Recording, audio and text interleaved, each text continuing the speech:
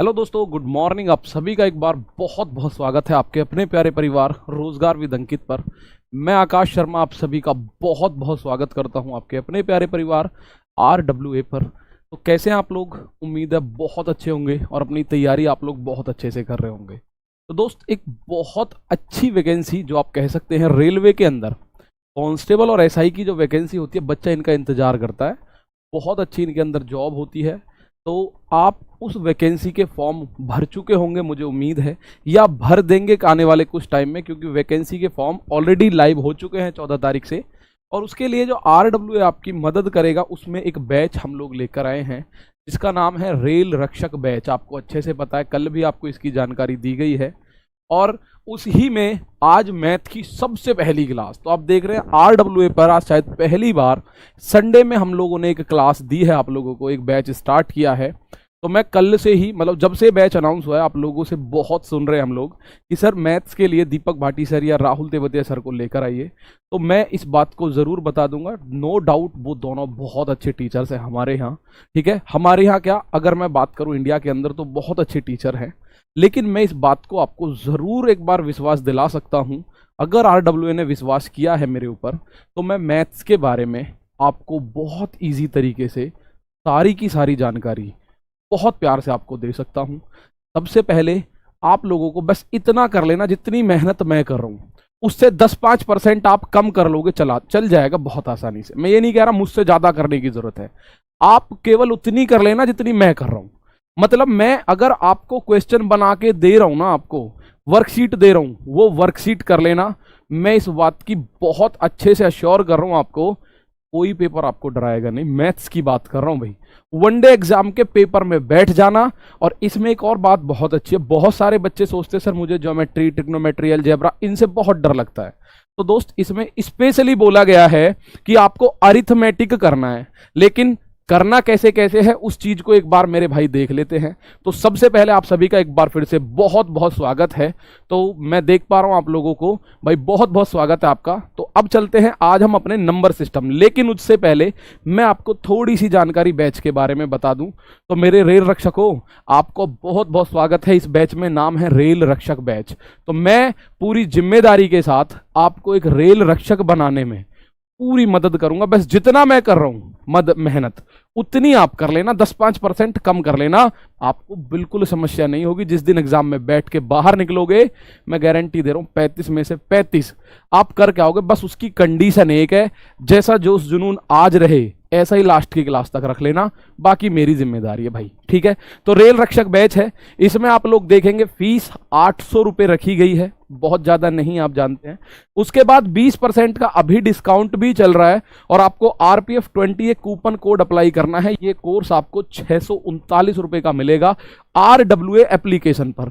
और इसमें सारी वो चीज़ें मिलती हैं, जैसे कि लाइव क्लास, लाइव देखो, रिकॉर्डेड देखो, आपकी जिम्मेदारी। जैसे देखें, डाउट ग्रुप आपको मिलता है, जिसमें आपके जो डाउट होते हैं सीधे हम तक पहुंचेंगे, उसको बहुत अच्छे से हम लोग डाउट को क्लियर करेंगे। ये सबसे बड़ी स्पेशलिटी है RWA की। ठीक है, बाकी क्लास नोट्स, मॉक टेस्ट भी आपको दिए जाएंगे मेरे दोस्त। तो आप सभी इसमें देखें। तो इसमें सबसे पहले आपको करना क्या है, अगर आप बैच में जुड़ते हैं, फिलहाल अभी डेमो फ्री है 3 दिन, आज, कल और परसों, 28, 29 और 30 में डेमो मेरे दोस्त फ्री है। RWA ऐप डाउनलोड करना, पहला कॉलम पेड कोर्सेज क्लिक करो, या सबसे ऊपर दिखेगा आपको रेल रक्षक बैच, उस पर क्लिक करोगे, ओपन हो जाएगा, बाय नाउ का ऑप्शन है। फिर आप यहां देखोगे 799 रुपये नजर आएगा आपको, अप्लाई कूपन करना। कूपन का कोड है RPF20, सब कुछ कैपिटल में, कोई भी इसमें आपको स्पेस नहीं देना, RPF20 लिखना। उसके बाद वो 799 639 बन जाएगा, आप इसको खरीद सकते हैं। अब बात करें टीम के बारे में बता दूं, टाइम टेबल भी आप लोगों को बता दूं। सारी की सारी टीम बहुत जबरदस्त तरीके से आपके साथ होगी। सबसे पहले आज क्लास स्टार्ट हो चुकी है 9 बजे, रोज 9 बजे होया करेगी ये क्लास आपकी, मैं कराऊंगा मैथ्स। उसके बाद राहुल शर्मा सर बेहतरीन तरीके से रीजनिंग, 10 बजे आपको रीजनिंग की क्लास मिलेगी। और 11 बजे इकोनॉमिक्स विनय सर आपको पढ़ा रहे होंगे। ठीक है, उसके बाद 12 बजे ज्योग्राफी अरुण सर, और 4 बजे पारुल मैम हिस्ट्री और पॉलिटी आपको पढ़ाएंगी। ठीक है, हिस्ट्री पहले या पॉलिटी पहले, वो ये जानेंगी, अपने आप करा देंगे आपको परेशान नहीं होना, सारा कोर्स कंप्लीट होगा। उसके बाद साइंस की एक बेहतरीन टीम 8 बजे आपके साथ जुड़ेगी। उसमें फिजिक्स, केमिस्ट्री, बायोलॉजी जो भी आपको एग्जाम में होता है, आप जानते हैं बहुत अच्छा आता है, वो सारी चीज आपको मिलेंगी। अब एक नजर मार लेते हैं जो पिछला पेपर हुआ है या सिलेबस हुआ है उसका क्या कहना है भाई।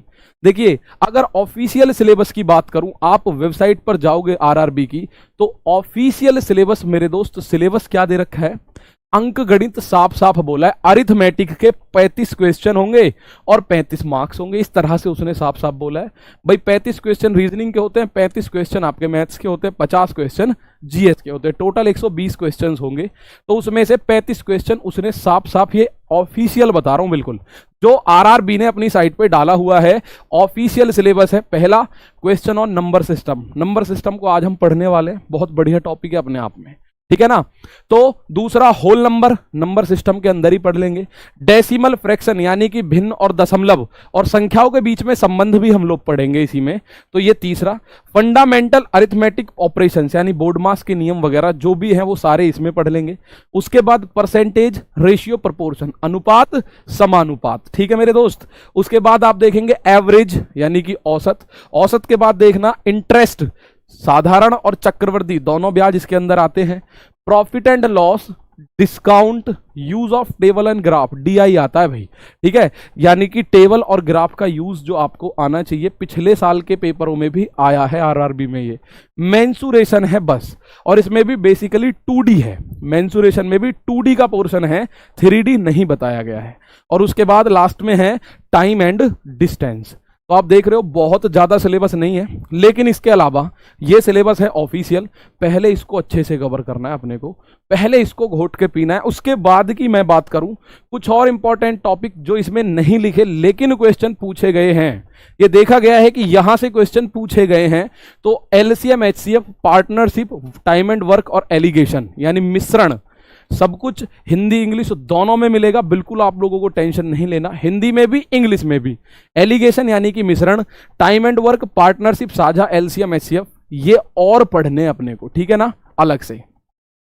पिछली बार की बात करें, आरपीएफ के कांस्टेबल और एसआई के पिछली बार फॉर्म कब आए थे दोस्त, तो पिछली बार जो फॉर्म आए थे 2018 में आए थे।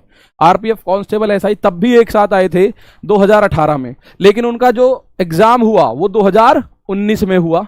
तो आरपीएफ के कांस्टेबल के टोटल 17 शिफ्ट में एग्जाम हुए, टोटल 17 एग्जाम। एसआई का एग्जाम टोटल 23 शिफ्टों में हुआ। तो कुल मिला के 17 शिफ्टों में, एक शिफ्ट में 35 के हिसाब से 595 क्वेश्चन तो ये है हमारे पास, और 35 क्वेश्चन एक के हिसाब से 23 शिफ्टों में 805 क्वेश्चन ये हमारे पास है। तो ये तो सारे ही करवा दिए जाएंगे, ये तो बहुत छोटी सी बात है, ये तो सारे आप लोग करोगे। अब चलते हैं थोड़ा सा आगे, ठीक है भाई। तो यहां तक थी इस एग्जाम के बारे में एक जर्नल इंफॉर्मेशन, और आज अब हम चलते हैं अपने टॉपिक की तरफ जो कि होने वाला है नंबर सिस्टम, यानी कि हिंदी में बात करूं तो संख्या पद्धति इसका नाम होगा। और आइए समझते हैं संख्या पद्धति को, इसमें हम लोग क्या क्या पढ़ेंगे। तो सबसे पहले आप लोग आ जाओ भाई, नंबर सिस्टम अपने आप में बेहतरीन टॉपिक होता है, आप लोग जानते हैं, आपने पढ़ा भी होगा। और इसमें आप लोग देखेंगे सर सबसे पहले हम संख्याओं का वर्गीकरण, भाई संख्या कई सारी होती हैं, प्लस में भी होती है, माइनस में भी होती है, जीरो भी होती है, बटे में भी होती है, दशमलव में भी होती है। तो इनको किस हिसाब से बांटा गया है वो सारी चीज आज हम लोग देखेंगे। बांटा किस हिसाब से गया है भाई, दशमलव है, दशमलव क्या है आपने सुना होगा, परिमेय, अपरिमेय, दशमलव, भिन्न यानी कि माइनस, प्लस, इस तरह की सारी संख्याएं, उनको बांटना सीखेंगे कैसे कैसे बांटना है, ठीक है ना। तो मैं अभी इंफॉर्मेशन दे रहा हूं, पढ़ाते समय बहुत स्लो तरीके से, बहुत आसानी से, उम्मीद करी जाएगी कि मैं आपको पूरे तरह से समझा के जब आगे बढ़ूं, ठीक है। तो ये तो इंफॉर्मेशन है, इसको आप लीजिए। यूनिट डिजिट नंबर सिस्टम का ही पार्ट है। इकाई का अंक निकालना क्वेश्चन पूछा जाता है, दिखाऊंगा अभी, ठीक है। रिमाइंडर की थ्योरम मोस्ट इंपॉर्टेंट, सबसे ज्यादा क्वेश्चन शेषफल की प्रमेय से ही पूछा जाएगा, ठीक है। तो आप बोलोगे उसके बाद डिविजिबिलिटी रूल, विभाज्यता के नियम, और विभाज्यता के नियम आपको ऐसे बता दूंगा, क्लास में बैठ के आप जिसका नियम चाहो खुद बना सकते हो, 37, 47, 35, 93, 98, 97, किसी का भी जिसका आपका मन करे ना, उसका नियम आप खुद ही बना लोगे बैठ के। ये डिविजिबिलिटी रूल में इतने प्यार से और इतने तरीके से पढ़ाने वाला हूं, ठीक है दोस्त। नंबर ऑफ जीरोज, कि किन्हीं संख्याओं की अगर मैं गुणा करूं तो अंत में कितने शून्य आने वाले हैं, तो ये भी आपको बताया जाएगा। नंबर ऑफ फैक्टर्स, यानी कि कितने गुणनखंड होते हैं किसी संख्या के, वो चीज भी आप लोग यहां सीखने वाले हो, ठीक है भाई। तो आपको ये सारी चीजें, 6 चीजें हैं, बहुत बेहतरीन तरीके से हम नंबर सिस्टम में करने वाले हैं। तो आओ मेरे दोस्त, सबसे पहले शुरुआत करते हैं नंबर सिस्टम में पहले पॉइंट की, क्लासिफिकेशन ऑफ नंबर, संख्याओं का वर्गीकरण। और अब मैं आप लोगों से 1 मिनट के लिए बात कर लेता हूं। आप लोग कैसे हैं मुझे एक बार बता दो। गुड मॉर्निंग भाई, आप सभी का गुड मॉर्निंग आ रहा है, बहुत अच्छे। आप सभी का बहुत बहुत स्वागत है RWA के इस परिवार पर। मैं आकाश शर्मा आप सभी का बहुत बहुत स्वागत करता हूं। पहली क्लास किसकी है? RPF रेल रक्षक बैच, ठीक है। तो ध्यान से आज अपनी एक कसम खा लो कि रेल रक्षक बनना ही बन रहा है भाई अपने को। रेल रक्षक, यही तो काम होता है हमारे RPF का। कांस्टेबल हो ऐसा ही रेल की रक्षा करना है भाई। अगर RPF दिख जाए स्टेशन पे तो जो चोर चक्के टाइप के होंगे वो तेज जाएंगे वहां से, पट्टा तोड़ मतलब बोलते हैं ना जैसे। तो बहुत बढ़िया मेरे दोस्त, बहुत अच्छे। जय हिंद दोस्त, बहुत बहुत स्वागत है आपका, ठीक है। और मैं एक बहुत अच्छी बात आपको बता दूं, देखिए 3 दिन, आज कल और परसों, 28, 29 और 30 अप्रैल, ये आपको फीस 639 ही रहेगी, उसके बाद 700 हो जाएगी। और जो बच्चे ये कोशिश कर रहे हैं सर 399 499, तो मेरे दोस्त बहुत सारे बच्चों ने कोर्स ले लिया, अब उन्होंने ये 639 में ले लिया, तो ये पॉसिबल ही नहीं है कि 399 या 499। तो आप प्लीज इसमें एक बार देखिए, मैं कह रहा हूं वैल्यू फॉर मनी होने वाला है। आपको ऐसा नहीं लगेगा लुटे हो, पिटे हो, घटे हो कहीं भी, आपको लगेगा नाम मात्र पैसे में भाई हाँ भविष्य बनाने वाली चीजें हमारे हाथ में होंगी, ठीक है। आ जाओ अब क्लासिफिकेशन ऑफ नंबर, संख्याओं का वर्गीकरण। अब 1 मिनट के लिए कमेंट्स रोक लो, जब पूछो जब बोल देना। अब यहां देखते हैं कमेंट, 1 मिनट के लिए रोको और समझ लो बस बात को। संख्याओं का वर्गीकरण, पहली बात अंक की बात करूं, अंक कितने होते हैं भाई? अंक कितने होंगे? इस दुनिया के अंदर 10 अंक हैं टोटल मिला के, और उन्हीं अंकों का यूज कर करके आप छोटी से छोटी और बड़ी से बड़ी संख्या बनाते हो। दुनिया में कितने अंक होंगे? 10 अंक। अगर मैं बात करूं 0 से लेके और 9 तक, कितने तक? 0 से लेके और 9 तक वो अंक होते हैं, यानी 0, 1, 2, 3, 4, 5, 6, 7, 8 और 9, ये 10 अंक होते हैं भाई, ठीक है। और इन 10 अंक का ही यूज करके आप दुनिया में कितनी भी बड़ी संख्या बना सकते हो, कितनी भी छोटी बना लो, लेकिन यूज इनका ही होगा। आप भिन्न वाली संख्या बना लो, इनका ही यूज होगा। आप दशमलव की संख्या बना लो, इनका ही यूज होगा। तो किसका मतलब क्या है? हमें ये 10 अंक ही पढ़ने एक तरीके से, तो कि इनके बारे में हमें जानकारी हो गई तो आपको ये बात क्लियर हो जाएगी। तो बिल्कुल 0 से लेकर हम इस बैच को चलने वाले हैं। शुरुआत मैंने 0 से ही करी है। देखो पहला शब्द जो लिखा है 0 लिखा है, तो आप समझ लो 0 से ऐसे उठाऊंगा बिल्कुल, ठीक है ना। तो अगर आप लोग कहीं नहीं पढ़े तो बिल्कुल सही जगह हो, और कहीं पढ़े हो तो बेस्ट जगह आपके लिए तो होगी होगी, ठीक है। तो मैं आपको बताऊं, इस बात को मान के चलेंगे, आप कहीं नहीं पढ़े हो, ठीक है। और आप कहीं भी पढ़े हो चीजें नहीं मिलने वाली है, मैं गारंटी दे रहा हूं इस बात की। 1 घंटा आप जैसे रुकोगे तो मैं कुछ ना कुछ सिखा के भेजूंगा, ध्यान रखना, बस नया सिखा के भेजूंगा। तो संख्याओं का वर्गीकरण, पहली बात, संख्या कितनी तरह की होती है? तो दोस्त इसमें हमने संख्याओं को 3 हिस्सों में बांटा है। 3 में से 1 हिस्सा हम पढ़ते हैं अपने कॉम्पिटिटिव एग्जाम्स के लिए, 2 हिस्से हमें पढ़ने की जरूरत नहीं होती। तो वो 2 हिस्से मैं आपको बहुत प्यार से बताऊंगा कौन से हैं, और तीसरा हिस्सा जिसे हम पढ़ते हैं वो कौन सा है। तो सबसे पहली अगर मैं बात करूं तो सबसे पहली होती है मेरे भाई रियल नंबर। इसको हिंदी में बात करें तो नाम से ही पता है, इसको बोलेंगे हम वास्तविक संख्याएं। क्या बोलोगे? वास्तविक संख्या। तो नाम से ही पता चल रही है, वे संख्याएं जिनसे आप किसी की आयु, किसी की इनकम, कोई तापमान, कुछ भी ऐसी चीजें नापते हो, कुछ भी आपको जो आप अपनी दुनिया में देख रहे हो। भाई जैसे मैं आपको बताऊं, अभी बच्चे हमारे साथ हैं 9000, तो 9000 रियल नंबर। जो भी आपको संख्या दिखती है, जिस भी संख्या का प्रयोग आप अपने दैनिक जीवन में करते हो, वो सब रियल नंबर होती हैं। अभी बता रहा हूं इसके बारे में। फिर उसके बाद मेरे दोस्त होती है एक इमेजिनरी नंबर। क्या होती है? इमेजिनरी। तो इमेजिनरी नंबर को हिंदी में बात करें तो काल्पनिक संख्या बोलते हैं। और मेरे भाई आप लोग अच्छे से जानते हो काल्पनिक यानी कि ये कल्पना, काल्पनिक इमेजिनेशन, ये हमारे दिमाग में है, दुनिया में वैसे कहीं नहीं है। काल्पनिक संख्याएं आपको नहीं मिलेंगी कहीं भी, क्योंकि ये हमारी कल्पना है, ये किसी गणितज्ञ ने नहीं बना रखी, ये हमारी कल्पना है। अगर ऐसा होता तो इसलिए इसको हम नहीं पढ़ते हैं बेसिकली, तो ठीक है ना। तो ये बेसिकली हम नहीं पढ़ते हैं। और एक होती है कॉम्प्लेक्स नंबर, जिसको हम बोलते हैं, क्या बोलते हैं, कॉम्प्लेक्स नंबर, ठीक है। कॉम्प्लेक्स नंबर इसको बोलते हैं मेरे दोस्त सम्मिश्र संख्याएं, सम्मिश्र संख्याएं इसको हम बोलते हैं। तो ये क्या है, इनको भी नहीं पढ़ना, लेकिन मैं अभी आपको बता देता हूं। देखिए कुछ गणितज्ञों ने एक नंबर लाइन बनाई। नंबर लाइन का मतलब कोई ऐसी रेखा नहीं है जो आपको दिखाई देगी, वो एक अपने दिमाग में बनाई हुई रेखा है। तो एक नंबर लाइन यदि बनाई, तो इंग्लिश हिंदी दोनों में हम लोग लेके चलेंगे, बिल्कुल आप इस चीज से टेंशन मत लेना, ठीक है। इस चीज की टेंशन मत लेना, इमेजिनरी हो, ठीक है, या आपका कॉम्प्लेक्स हो या आपका रियल नंबर हो। तो रियल को वास्तविक, इमेजिनरी को काल्पनिक, कॉम्प्लेक्स को सम्मिश्र संख्या, ठीक है। तीन संख्याओं में, तीन हिस्सों में इसको बांटा। तो एक नंबर लाइन बनी मेरे दोस्त, नंबर लाइन, ठीक है। माना ये कोई नंबर लाइन है, ठीक है, कोई संख्या रेखा इसको हम बोलते हैं। इस पे एक पॉइंट बीच में होता है, जैसे यहां है 0, तो इसके अगर आप सीधे हाथ की तरफ चलोगे तो 1 2 3 4, इधर चलोगे तो -1 -2, और यहां जाओगे तो ये माइनस के इन्फिनिटी तक जाएगी, इधर प्लस के इन्फिनिटी तक। जो भी संख्या इस नंबर लाइन पर रखी जा सके, जो भी संख्या इस नंबर लाइन पर रखी जा सके, वो हमारी रियल नंबर्स होते हैं।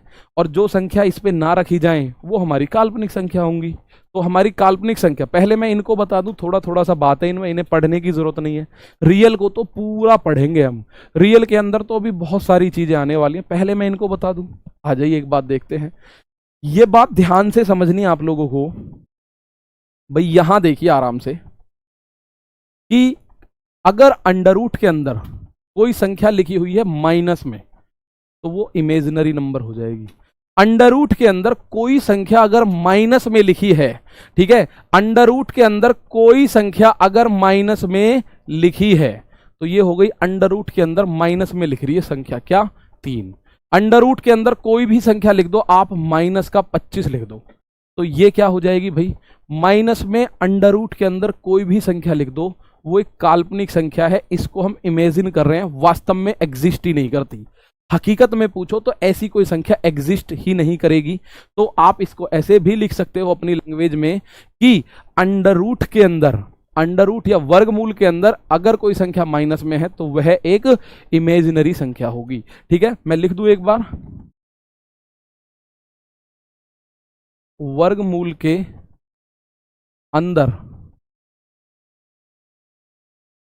ऋणात्मक संख्या, ठीक है। Negative number in a under root, negative number in a under root. तो किसी भी वर्गमूल के अंदर अगर कैसी भी संख्या आपको ऋणात्मक दिख जाए, कैसी भी संख्या आपको ऋणात्मक अगर दिख जाए, तो आप बोल देना अंडर रूट के अंदर। अब कुछ बच्चे सोच रहे होंगे सर जी ये तो 5 बनेगा और 5 नंबर लाइन पे आ जाएगा। तो मेरे भाई मैं आपको बता दूं, आप माइनस का 25 अगर है, तो ऐसी कोई संख्या बता दो जिसकी हम गुणा करें आपस में, एक ही संख्या की आपस में गुणा करें और माइनस का 25 बन जाए। आप बोलोगे ऐसी संख्या नहीं है। हाँ 5 है, 5 की गुणा 5 में करोगे तो 25 बनेगा प्लस का, लेकिन माइनस का 25 नहीं बनेगा। आप में से हो सकता है कुछ बच्चे सोचे सर जी -5 की गुणा अगर मैं -5 में कर दूं, तो माइनस और माइनस की गुणा तो प्लस हो जाएगी, ये 25 प्लस का बनेगा, माइनस का कभी नहीं बनेगा, ठीक है। तो इसके यूज के लिए, इसको इजी बनाने के लिए, इसमें एक अंडर रूट 1 या अंडर रूट में -1 को हमने आयोटा माना है। इस आई को बोलते हैं हम आयोटा, हमें हालांकि नहीं पढ़ना, ठीक है। तो हम इसको यही छोड़ेंगे कि भाई आयोटा का स्क्वायर बराबर -1 होता है। अब पूरी दुनिया में कोई संख्या नहीं होगी जिसका आप स्क्वायर करो और फिर भी वो माइनस में आए। कोई वास्तविक संख्या पूरी दुनिया में नहीं हो सकती कि आप उसका स्क्वायर करो और माइनस में आपको रिजल्ट मिले। क्या आप चेक कर लेना अपने दिमाग का यूज करके, कोई संख्या हो सकती है क्या ऐसी? नहीं होगी कोई भी संख्या। आप बोलो सर जी अगर मैं -5 का स्क्वायर करूं तो -5 गुणा -5 वो हो जाएगा +25। अगर आप बोलो जी मैं -3 का स्क्वायर करूं तो -3 गुणा -3 वो क्या हो जाएगा, +9 बनेगा, क्योंकि माइनस की माइनस में जब गुणा होगी तो वो प्लस बनेगा।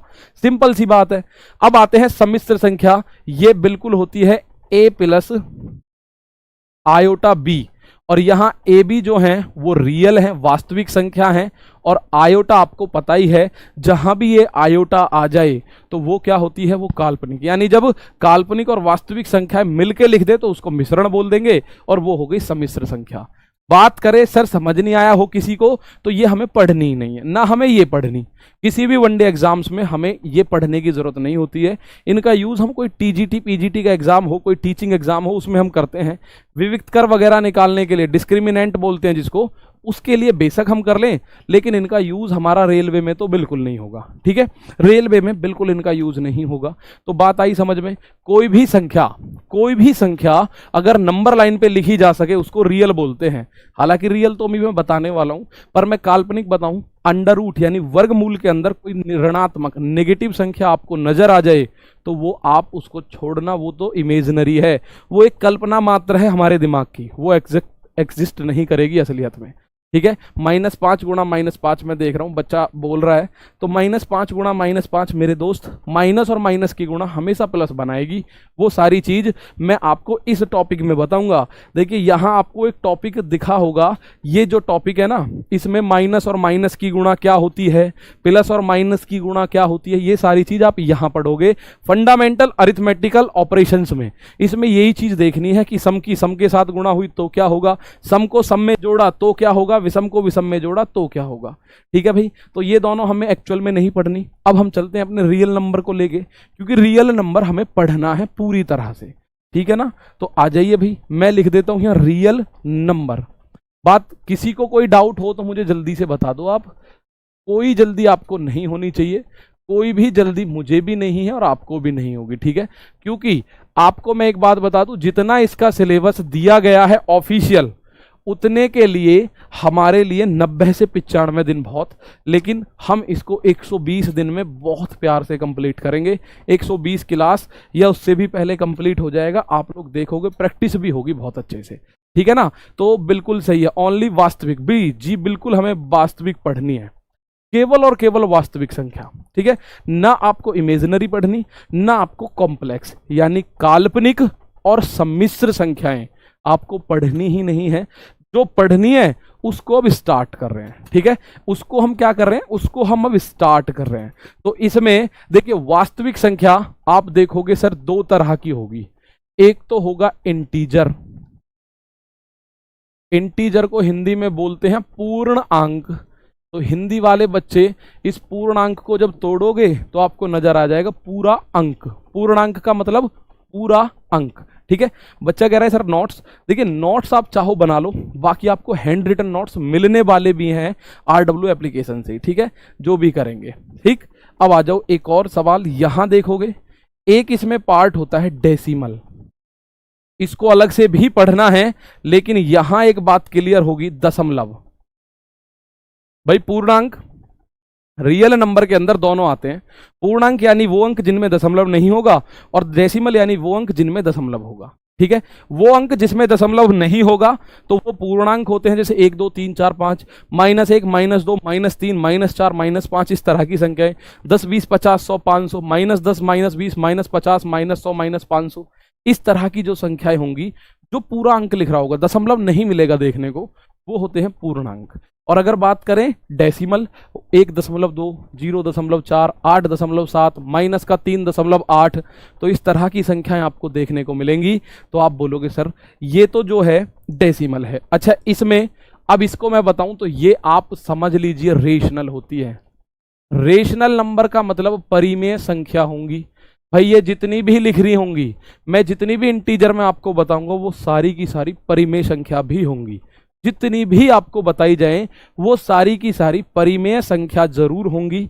तो इंटीजर क्या होता है, इंटीजर मेरे दोस्त ये होता है माइनस के इन्फिनिटी से लेके -4, -3, -2, -1, 0, 1, 2, 4, 8 और ऐसे ही करते करते इन्फिनिटी तक चला गया। तो इंटीजर की अगर बात करें, पूर्णांक, पूर्णांक क्या होगा, माइनस से शुरू होगा और प्लस पे जाके खत्म होगा, ना इसका और है ना इसका छोर है। अगर हम बात करें अपनी देसी भाषा में तो पूर्णांक जो होता है उसका और छोर कुछ नहीं होता, ना तो और है ना छोर है, ना इधर कहीं तक जाएगी ना इधर, मतलब दोनों ओर जाती रहेगी जाती रहेगी जाती रहेगी। ठीक है, प्लस आप करते चले जाओगे वो बढ़ती चली जाएगी बढ़ती चली जाएगी बढ़ती चली जाएगी। ठीक है, तो परिमेय संख्या के बारे में भी मैं बता दूं क्या होता है, वो मैं बताऊंगा अभी। परिमेय संख्या होती है बस एक सिंपल सी बात है जिसे P बटे Q के रूप में हम लिख सकते हैं। दूसरी कंडीशन है P और Q, ये सॉरी Q जो है वो जीरो नहीं होनी चाहिए। P बटे Q के फॉर्म में लिखी हो और Q जीरो ना हो, P बेशक जीरो हो जाओ, P बेशक जीरो हो जाओ। अब आप बोलोगे सर जीरो, अगर P जीरो हुआ तो जीरो में किसी का भाग देंगे तो जीरो हो जाएगा। जी हाँ, अगर जीरो हो जाएगा तो जीरो भी आपका क्या होगा, जीरो भी आपका परिमेय संख्या ही हो जाएगा। फिर वो चीज मैं सारी बताने वाला हूं। तो आपको मैंने बताया पूर्णांक में जितनी भी संख्या पढ़ेंगे, पूर्णांक में अभी हम प्राकृतिक संख्या पढ़ेंगे, अभी हम होल नंबर पढ़ेंगे, सम विषम भाज्य अभाज्य, ये सारी संख्या पढ़ेंगे बहुत अच्छे से। तो वो सारी की सारी पूर्णांक होगी। लेकिन अगर बात करूं मैं डेसिमल की, भाई डेसिमल में क्या सारी की सारी रेशनल होंगी? नहीं भाई, दो तरीके की होंगी, हो सकता है कुछ रेशनल हो कुछ इरेशनल हो। तो पहले पकड़ लेता हूं डेसिमल को, उसके बाद पूर्णांक थोड़ा सा लेंदी होगा, उसको बाद में पकड़ेंगे। मुझे बताओ कोई डाउट यहां तक किसी भी बच्चे को, किसी को कोई डाउट? कोई भगदड़ नहीं करनी आपको, कोई ये मत बोलो सर थोड़ा स्पीड बढ़ाओ। मैं ये कह रहा हूं बिल्कुल उन बच्चों के लिए भी ध्यान में रखो जो पहली बार बैठे हैं यहाँ, जो पहली बार इस क्लास को देख रहे हैं, उनके लिए भी ध्यान में रखना है अपने को। ठीक है, और जिसकी स्पीड बढ़ी हुई है वो बिल्कुल मत घबराना, आपको भी कुछ सिखा के जाने वाले हैं। ठीक है भाई, क्लियर है? No doubt? चलो भाई, कोई डाउट नहीं है तो मैंने अभी आपको क्या बताया कि आपको मैंने एक ट्री बना दिया, एक तरीके से संख्याओं का वर्गीकरण दो तरह की, मैंने तीन तरह की बताई, रियल, आपको इमेजिनरी, कॉम्प्लेक्स। इमेजिनरी और कॉम्प्लेक्स यानी काल्पनिक और सम्मिश्र संख्या पढ़नी नहीं है, वास्तविक पढ़नी है। वास्तविक दो तरह की हो गई, एक हो गया इंटीजर, पूर्णांक जिसको बोलते हैं, जितने भी इंटीजर दुनिया में हैं वो सारे के सारे परिमेय संख्या होंगे। दूसरी हमने पढ़ लिया डेसिमल। ठीक है, दूसरा डेसिमल। अब बात करते हैं डेसिमल के बारे में। इरेशनल बता रहा हूं अभी क्या होगा, पहले आप बात कर लो दोस्त डेसिमल। किसकी बात करेंगे आप? डेसिमल यानी कि दशमलव की बात कर लो। ये क्लियर होना जरूरी है, ये क्लियर होना आपका बहुत जरूरी है। यहां कुछ संख्याएं आपको समझ में आनी चाहिए भाई। ठीक है, तो डेसिमल में तीन तरह के इसके अंदर डेसिमल होंगे, आप बिल्कुल प्यार से सीखोगे। देखिए, एक डेसिमल क्या होगा, सबसे पहली बात, पहला डेसिमल क्या होगा भाई? पहला जो होगा वो होगा मेरे दोस्त टर्मिनेटिंग, टर्मिनेटिंग डेसिमल। इसको हिंदी में क्या बोलोगे? शांत दशमलव, शांत दशमलव बोला जाएगा। क्या बोला जाएगा भाई? शांत दशमलव। ठीक है, इसको बोला जाएगा मेरे दोस्त शांत दशमलव। अब आप बोलोगे जी ये शांत कैसे है? अब आप बोलो शांत कब होगा? माना किसी की लड़ाई हुई, आप में दो बंदों की किसी की लड़ाई हुई, और एक अगर शांत का मतलब चुप, साइलेंट, अगर थोड़ी सी बोलचाल करने के बाद साइलेंट हो गया तो उसको बोलोगे ये भैया शांत हो गया। ठीक है, ये अब शांत हो गया। जैसे आपने देखा होगा कोई ढोल वगैरह बज रहे हैं, भैया शांत हो जा, फिर जब वो रुक जाएगा तो इसका मतलब शांत हो गया। तो इसका मतलब अगर दशमलव कहीं जाके रुक जाए उसको बोलते हैं हम शांत दशमलव। जैसे कि दशमलव कहाँ रुकेगा आके? आप बोलोगे सर 0.5 है। भाई 0.5 होता है आधा, तो 1/2, एक में 2 का भाग करोगे तो 0.5 आएगा, रुक गया 5 पे आके। मैं ये आपसे बोल रहा हूं 4 में आप, या 4 की जगह आप 10 में भाग दे दो, कितने का? 10 में 4 का भाग दो। 10 में जब 4 का भाग दोगे तो आप बोलोगे सर 4 दूनी 8, दशमलव लगाया 2 बचा था, 4 पंजे 20, तो 10/4 क्या बन गया? 2.5 बनता है। आपको पता है भाई 10/4 क्या होता है? 2.5। यानी जो दशमलव कुछ इंग्लिश बोल के कहीं भी अगर रुक जाता है तो वो क्या होगा आपका? वो मेरे दोस्त आपका शांत दशमलव होगा, बिल्कुल शांत। कोई भी हो सकता है। अब ऐसा नहीं है कि वो एक अंक के बाद ही रुके, हो सकता है आप ऐसे लिख सकते हो 1.325, यहां आके रुक जाए, बस यहां आके क्या हो जाए? रुक जाए बस। ऐसा ना हो कि भैया भागे ही जा रहा, भागे ही जा रहा, रुक नहीं रहा, रुक नहीं रहा। तो ऐसे दशमलव को आप बोलते हो शांत दशमलव। क्या बोला जाएगा ऐसे दशमलव को? शांत दशमलव। जैसे आपने बोल दिया जी 8.7932, तो यहां आके रुक गया, ये आपको पता है यहां आके ये रुक गया। अब आपको ये समझ में आ गया होगा कि सर अगर कोई दशमलव 1 2 3 4 6 अंकों के बाद अगर रुक जाए तो उसको हम बोलते हैं टर्मिनेटिंग डेसिमल, यानी कि शांत दशमलव। वो बेचारा शांत है, उसको किसी से कोई राड, कोई बैर, कोई पंगा नहीं चाहिए। वो अपना 2-4 बात बोलेगा और चुप हो जाएगा। जैसे यहां देखो, 1 बात बोली चुप हो गया, यहां 3 बात बोली चुप हो गया, यहां 4 बात बोली चुप हो गया। 2-4 बात बोलेगा ही बेचारा, जब आपसे आया आपके सामने तो कुछ तो बोलेगा, और कुछ बोलने के बाद अगर शांत हो गया तो इसका मतलब वो शांत है। डेसिमल कैसा है? टर्मिनेटिंग बोलते हैं इंग्लिश में, हिंदी में शांत, बिल्कुल स्वभाव उसका अच्छा है।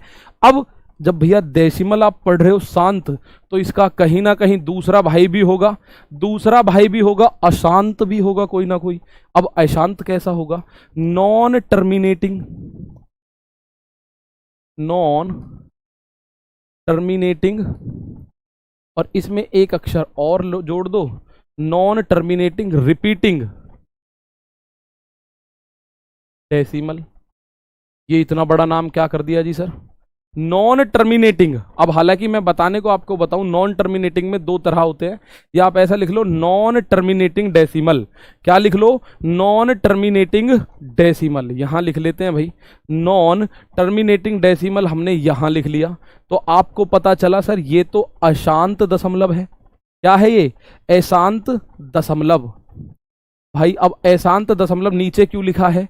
क्योंकि ये भी 2 तरीके का होगा, और उसमें एक परिमेय एक अपरिमेय होगा। अब वो कौन कौन सा है? तो आप ध्यान से समझिए, वो कौन कौन सा है। सबसे पहले हमने शांत पढ़ा, शांति से पढ़ा, तो आपको शायद कोई दिक्कत ना हो, क्योंकि शांत जो होता है, शांत कैसा है? शांत बेचारा 2-4 बात बोलेगा और अपना चुप लगाएगा। 2-4 बात के बाद वो आपसे बोलेगा भी नहीं, चू चपाट कुछ नहीं होगा, बिल्कुल साइलेंट हो जाएगा। लेकिन उसका बड़ा भाई भी बैठा होगा कहीं ना कहीं, जो कि है अशांत। और अशांत दशमलव होता है, एक तो होता है रिकरिंग, रिकरिंग डेसिमल, ठीक है, जिसको बोलते हैं पुनरावर्ती।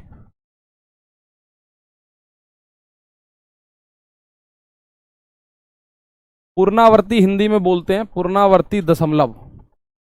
क्या बोलोगे हिंदी में?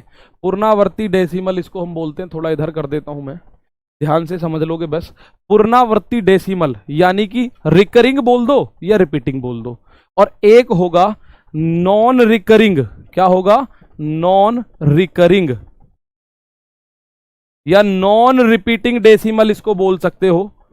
यानी कि हिंदी में बात करें तो दोस्त, हिंदी में होता है अनुपूर्णावर्ती या अनपूर्णावर्ती बोल देते हैं।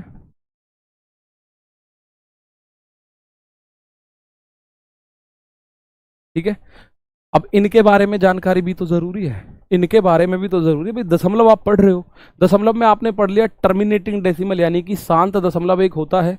तो शांत दशमलव क्या होता है? वह दशमलव जो 2-4 बात बोले और चुप हो जाए, यानी कि 1 अंक के बाद, 2 अंक के बाद, 3 अंक के बाद।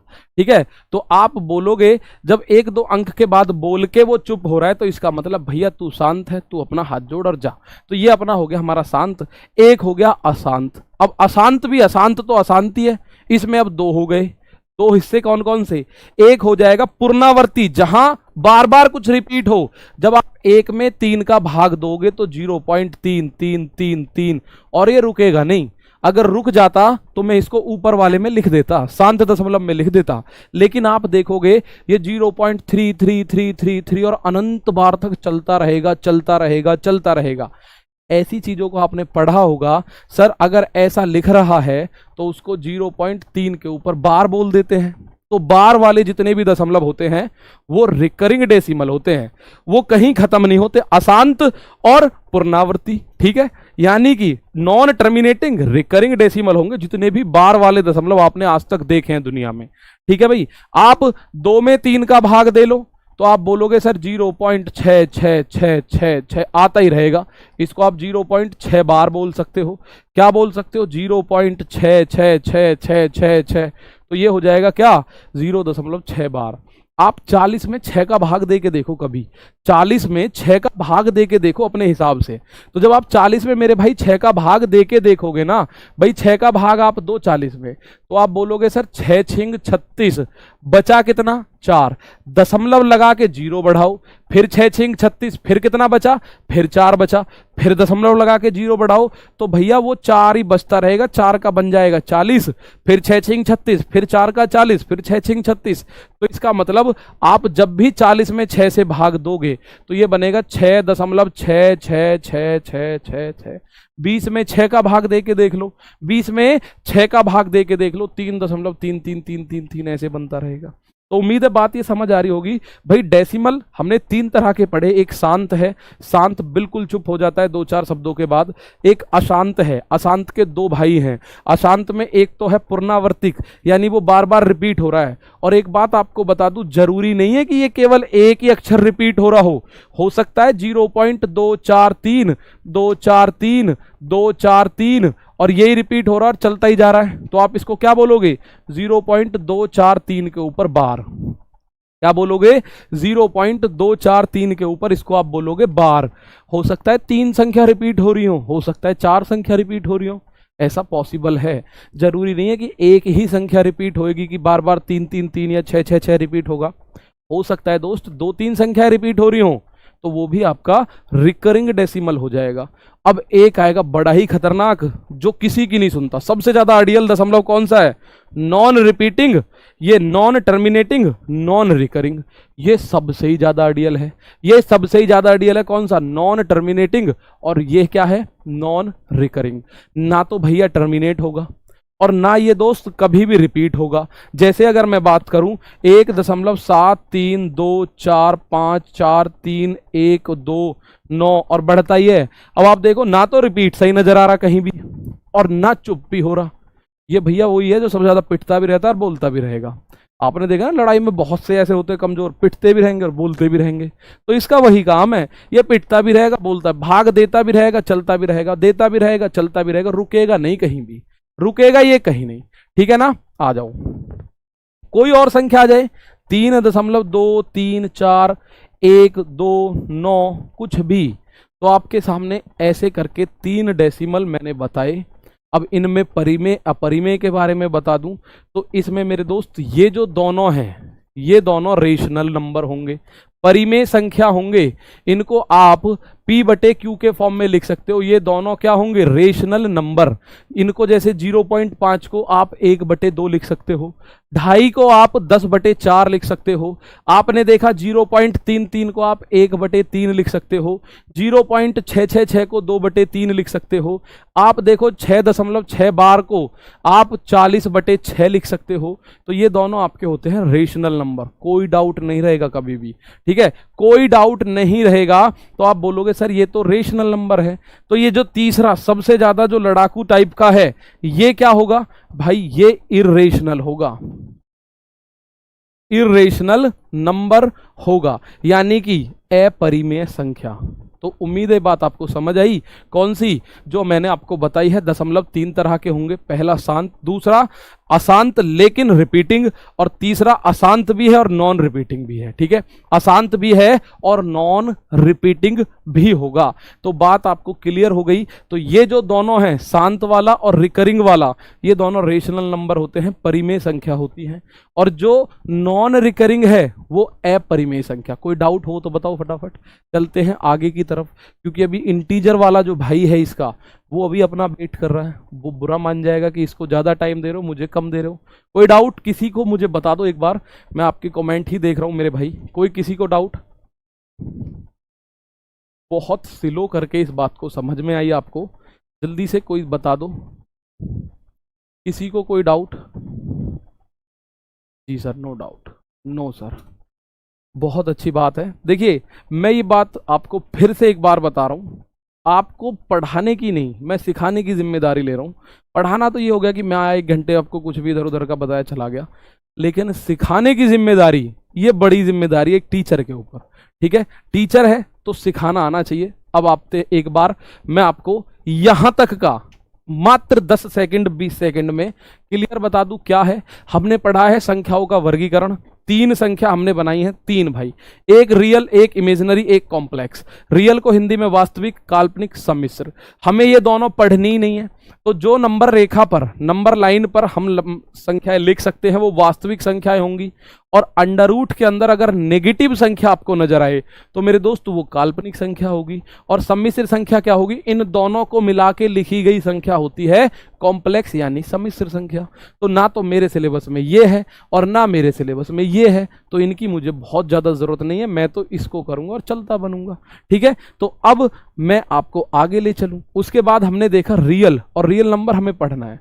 इसमें एक इंटीजर है, एक डेसिमल है। इंटीजर में जितना भी लिखा जाएगा सारा का सारा रेशनल होगा, रेशनल को अभी बता रहे हैं। ठीक है, अब डेसिमल के बारे में हमने जानकारी देखी। इंटीजर क्या होता है, जो दशमलव ना हो, जिसके अंदर दशमलव नहीं होगा, पॉजिटिव भी हो सकता है, नेगेटिव भी हो सकता है, जीरो भी हो सकता है। दशमलव, दशमलव तीन तरह का होता है, शांत दशमलव, अशांत दशमलव, और अशांत के अंदर है एक पूर्णावर्ती वाला, एक अनपूर्णावर्ती वाला। ठीक है भाई, यहां तक आपको नजर आ रहा है सर, किसी को भी कोई डाउट नहीं है। ठीक है भाई, हिंदी में बिल्कुल ये सारा कुछ हिंदी इंग्लिश दोनों में लिखा हुआ है। आप बोलोगे सर अब आगे चलते हैं थोड़ा सा, अब थोड़ा सा चलते हैं आगे। देखिए, मैंने आपको जिक्र करा था एक चीज का, उसको लिख लो। मैंने आपको बोला सर परिमेय संख्या क्या होती है। परिमेय संख्या, ये मैंने अभी जिक्र आपको किया था, इंग्लिश में बोलते हैं रेशनल। तो मात्र 5 मिनट लगेंगे, इसको समझ लो। रेशनल नंबर क्या होता है, तो भाई इसकी सीधी सीधी सी डेफिनेशन बता दूं, वे संख्याएं जिन्हें आप P/Q के फॉर्म में लिख सकते हो। बता मैंने दिया दशमलव में कहाँ क्या होता है। ठीक है, बता मैंने दिया वे संख्याएं जिन्हें आप P/Q का मतलब क्या है, भिन्न के रूप में लिख सकते हो। और यहां मोस्ट इंपॉर्टेंट एक बात होती है मेरे दोस्त, कि यहां Q बराबर 0 नहीं हो सकता। Q जो है वो 0 के बराबर नहीं हो सकता, 0 से या तो बड़ा हो या 0 से छोटा हो। Q की जगह बस 0 नहीं हो सकता, बाकी P और Q कोई भी इंटीजर हो, बाकी P और Q कोई भी पूर्णांक हो चलेगा, बस Q 0 ना हो। क्या बोला है मैंने, 3 शर्त इसकी है। एक, की संख्या P/Q के रूप में लिखी गई हो। दूसरा, उसमें बटे में 0 ना हो, यानी Q की वैल्यू 0 ना हो। और इसके अलावा P की वैल्यू 0 हो तो भी चलेगा, 0 ना हो तो भी चलेगा, 0 से बड़ा है तो भी चलेगा, और 0 से छोटा है तो भी चलेगा। ठीक है, तो आप लोग समझिए अब किस फॉर्म में लिखूं मैं। अब आप बोलोगे सर मुझे तो यही बता दो कि मैं 0 कैसी संख्या है, क्या परिमेय संख्या है।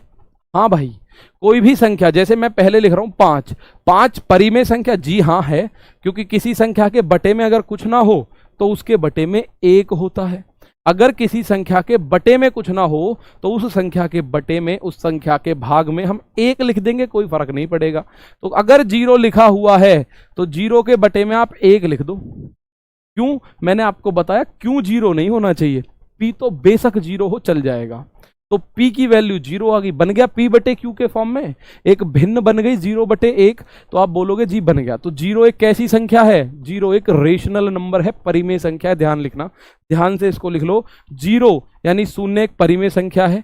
3/5 लिख दो, √64 लिख दो, क्योंकि √64 की वैल्यू होती है 8, √64 की वैल्यू 8 होती है। √63 मत लिख देना कभी ऐसे ही भावनाओं में बह के, √63 भी लिख दो, √73 भी लिख दो, भावनाओं में बह के ऐसा कुछ नहीं करना। ठीक है, √64 लिख सकते हो, √49 लिख सकते हो। कोई बोले √50 लिख सकते हैं क्या, नहीं भाई, क्योंकि 50 का हमें पता नहीं है, 50 का अंडर रूट एक्चुअल में क्या है। कुछ ऐसा आएगा दशमलव में जो कटेगा नहीं, बढ़ता ही रहेगा, बढ़ता ही रहेगा। ठीक है, तो आप बोलोगे सर जी माइनस में ले सकते हैं क्या, हाँ जी, आप माइनस का 3/2 लिख लो, आप माइनस का 8/17 लिख दो, आप माइनस का 100/200 लिख दो, या 100/119 लिख दो, कुछ भी लिख दो, माइनस का लिख दो, प्लस का लिख दो। तो वे संख्याएं जो आपको नजर आ रही है किस में, P/Q के फॉर्म में, तो मैंने आपको बता दिया जितने भी इंटीजर हैं उन्हें तो आप P/Q के फॉर्म में लिख ही सकते हो, क्योंकि उनमें दशमलव तो नहीं है। अगर आप बोल रहे हो सर मैं लिख रहा हूं माइनस का 104, ये क्या है, परिमेय संख्या है भाई, क्योंकि अगर बटे में कुछ ना हो तो माइनस का 1 तो है ही है, बस 0 ना हो बटे में, और अगर बटे में 0 होगा तो दिक्कत हो जाएगी। दशमलव के केस में कुछ भी लिख दो, बस खत्म हो जाना चाहिए, यानी 0.3 लिख दो, 0.82 लिख दो, 0.34 के ऊपर बार लिख दो, ऐसा कुछ भी लिख दो, दशमलव का लिख दो। ठीक है ना, दशमलव का लिख दो या किसी भी आप बटे की संख्या का लिख दो, माइनस का लिख दो, प्लस का लिख दो, आप परिमेय संख्या ही मिलेगी आपको। लेकिन अब आप बोलोगे जब सारी की सारी परिमेय हो गई तो सर जी अपरिमेय संख्या क्या होंगी, अपरिमेय संख्या क्या होगी, ठीक है ना। तो अपरिमेय संख्या क्या होगी, तो आप बोलोगे सर जी अपरिमेय भी बताओ। फिर तो जब इतनी सारी संख्याएं परिमेय में चली गई तो अपरिमेय संख्या क्या होगी। और अपरिमेय संख्या की बात करूं तो इसको हम बोलते हैं इर्रेशनल नंबर, इर्रेशनल नंबर, ठीक है भाई। इर्रेशनल नंबर क्या होगा, इसका सीधा सा एक डेफिनेशन है, वे संख्या जो p बटे q के फॉर्म में ना लिखी जा सके, वे संख्या जो p बटे q के फॉर्म में आप लिख ही नहीं सकते, ठीक है। सबसे इंपॉर्टेंट तो इसके अंदर होता है अंडर रूट की वे संख्या है जिनका वर्गमूल आपको ना पता हो। जैसे अंडर रूट 2 है, अब आप बोलोगे सर अंडर रूट 2 को तो हम 1.414 पढ़ते हैं। भाई ये अप्रोक्सीमेट वैल्यू, एग्जैक्ट नहीं है, ये कहीं नहीं रुकती, 1.414325 ऐसे करके चलती रहेगी चलती रहेगी चलती रहेगी, ठीक है। और अंडर रूट 3 देखें, ठीक है। अब आप बोलो सर अंडर रूट 4 लिख दे, नहीं भाई अंडर रूट 4 तो 2 होता है और 2 बटे 1 तो p बटे q बन जाएगा, इसलिए अंडर रूट 4 मत लिखना। इसके अलावा एक मोस्ट इंपॉर्टेंट ये है पाई, पाई अगर ऐसा चिन्ह लिखा हुआ है, पाई का साइन है तो अपरिमेय संख्या होगी। और एक अपरिमेय संख्या वो होगी non repeating non terminating decimal वाली, ठीक है। Non repeating non terminating decimal 0.3274521 ऐसे करते करते चलती जा रही है चलती जा रही है चलती जा रही है। तो आपको बात क्लियर हुई, परिमेय संख्या क्या होंगी, मोस्टली संख्याएं परिमेय होती हैं। और अपरिमेय की बात करें तो वे संख्याएं जिनको p बटे q के फॉर्म में ना लिखा जा सके। सबसे बेसिक वे अंडर रूट जिनका आपको वर्गमूल पता ही ना हो, जैसे अंडर रूट 49 लिखा तो उसकी वैल्यू तो मेरे भाई 7 होती है।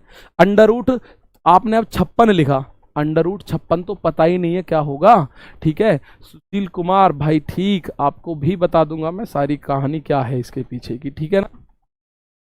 बहुत अच्छे, तो सारी की सारी बात आपको पता चली। पहले मैंने 3 संख्याएं बता दी क्लासिफिकेशन में, नंबर आपको बताया कि टोटल 10 अंक है जिनको पढ़ना है 0 से लेके 9 तक। बड़े से बड़ा अंक इनसे मिलके बनेगा, छोटे से छोटा अंक इनसे मिलके बनेगा। बाद में 3 संख्या, अब उसमें हमने डेसिमल में पढ़ लिया। अपरिमेय संख्या कौन सी है, नॉन टर्मिनेटिंग नॉन रिपीटिंग, यानी कि अशांत और अनपुनरावृत्ति वाला जो दशमलव है वो हमारा अपरिमेय संख्या है। अब आ जाओ, बात यहां तक किसी को दिक्कत हो जाएगी। दोनों इसमें देखिए मैं आपको बताऊं, दोनों की दोनों क्लासेस आपकी इसमें हैं। कांस्टेबल भी होगा कवर, एसआई भी होगा कवर। और ऐसा नहीं है कि मैंने स्टडी नहीं करी, लगभग आरआरबी के मैं बता रहा हूं जो बुक है उसमें लगभग 100 से ज्यादा सेट हैं, सब स्टडी करे हैं। उन्हीं के बेस पे आपके आगे क्वेश्चंस भी हैं, जैसे ये रहा। पर अभी आपको जैसे आरपीएफ कांस्टेबल में आया हुआ क्वेश्चन है तो इन सबको हम डिस्कस करेंगे, आगे क्वेश्चन हैं सारे, ठीक है। इन क्वेश्चंस को डिस्कस करेंगे, लेकिन इनके बेस पे पहले जानकारी तो ले लो भाई। पहले वह जानकारी आपको बहुत जरूरी है जो इनके बेस पे हमें लेनी है। आ जाओ, अब क्या है तो पाई, देखिए एक बच्चे का कंफ्यूजन है, सर पाई क्या है, पाई अपरिमेय संख्या है। और मेरे दोस्त पाई की वैल्यू 22/7 है। अगर 22/7 लिखा हुआ है तो ये परिमेय होगा, क्योंकि p बटे q के फॉर्म में लिख रखा है, p बटे q के फॉर्म में लिखा हुआ है पाई/7 जो है। हालांकि एक बात और बता दूं, एग्जैक्ट वैल्यू नहीं है 22/7, पाई की एग्जैक्ट वैल्यू नहीं है, ये पाई की अप्रॉक्स वैल्यू है, अप्रॉक्स वैल्यू है, यानी पाई की लगभग वैल्यू है ये भाई, बिल्कुल सटीक नहीं है। अगर मैं आपसे बोलूं सटीक है, नहीं मेरे दोस्त ये सटीक नहीं है। बस अपनी कैलकुलेशन इजी करने के लिए हम लोगों ने पाई को 22/7 कर दिया, लेकिन पाई की 22/7 एग्जैक्ट वैल्यू अगर कोई बोले तो ये उसको चैलेंज है। नहीं भाई, 22/7 एग्जैक्ट वैल्यू नहीं है।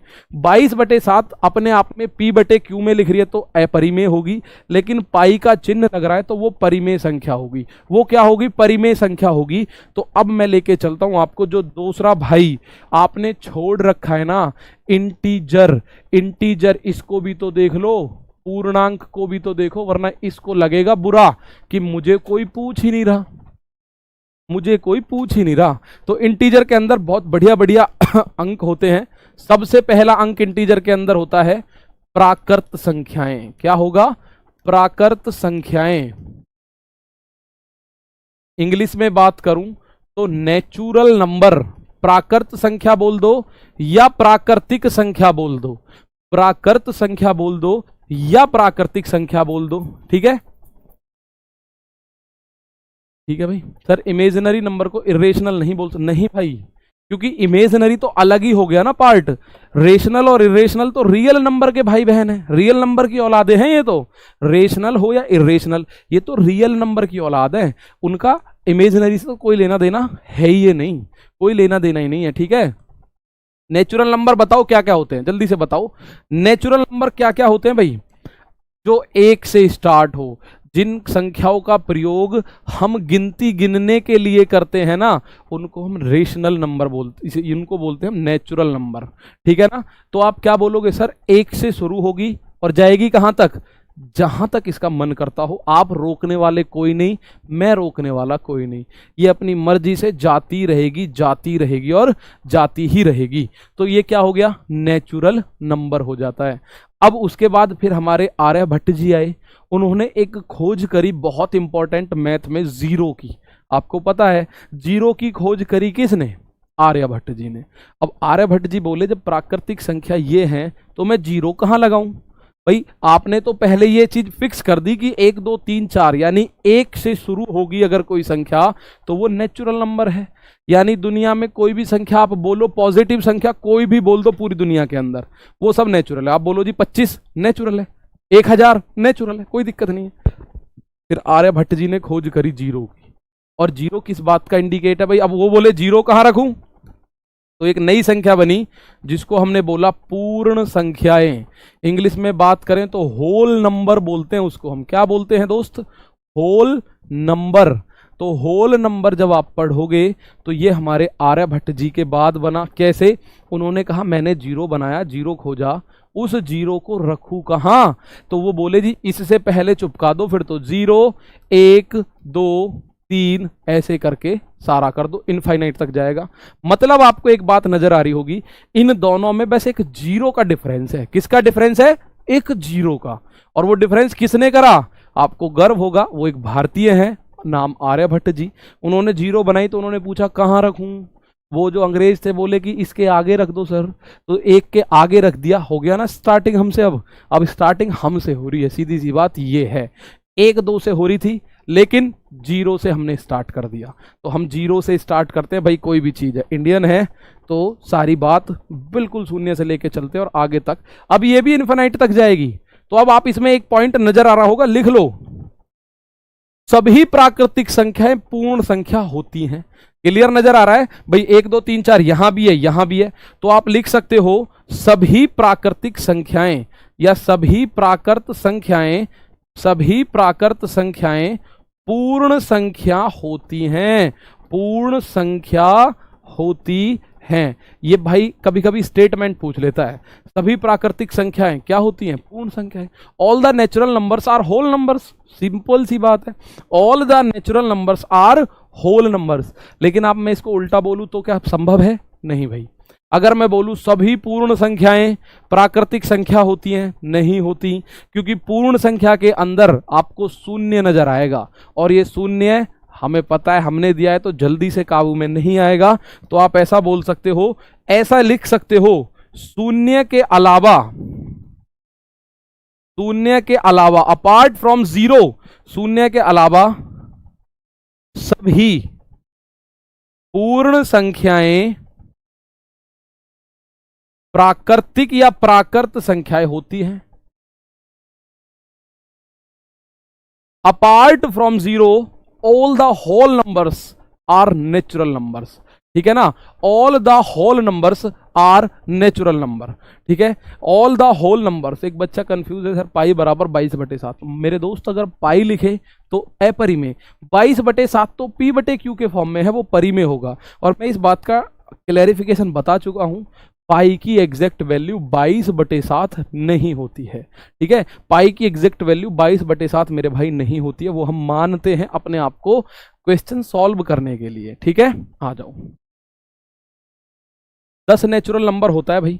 कोई भी संख्या आप बोल दो, बस नेगेटिव ना हो, कोई भी संख्या दुनिया में बोल दो, आप बोलो जी 10, भैया ये नेचुरल भी है और पूर्ण भी है, यानी प्राकृतिक भी है, पूर्ण संख्या भी है।